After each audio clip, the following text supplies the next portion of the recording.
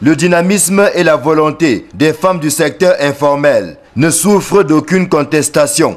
Et pourtant, elles ne parviennent pas toujours à donner le meilleur d'elles-mêmes.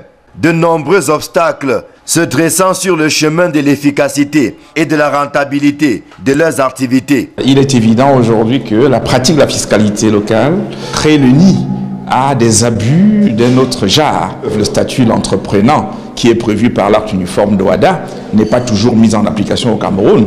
Or, c'est ce statut qui aurait permis, par exemple, aux femmes du secteur informel ou à l'ensemble des acteurs du secteur informel de se formaliser et de bénéficier des différents avantages et surtout de se sécuriser. Dans la ville de Yaoundé, par exemple, vous voyez qu'au quotidien, les acteurs du secteur informel sont chassés tous les jours, les marchandises sont raflées.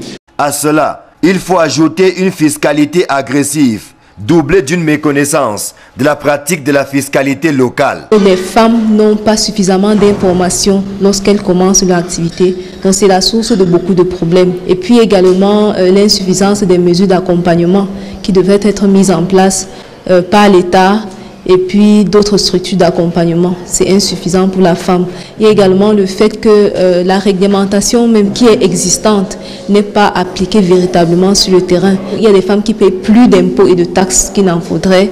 En concevant le projet Agir pour les femmes du secteur informel, All Women Together veut inverser la tendance actuelle en donnant aux femmes les armes qui devraient leur permettre de sécuriser leurs activités génératrices de revenus. Le Nouveau Droit de l'Homme s'est engagé dans le cadre de ce projet depuis son lancement en 2013 parce que nous avons pensé qu'il s'agissait d'une question au-delà de l'environnement des affaires, qu'il s'agissait aussi d'une question de droits humains. Alors pour nous, il nous semble important de rappeler les obligations du gouvernement en termes de droits économiques, en termes de droits sociaux, parce que sans revenus, on ne peut pas apporter une réponse à nos besoins de logement, à nos besoins d'éducation, un certain nombre de besoins comme ça qui relèvent bien évidemment des engagements du Cameroun au cadre des droits humains.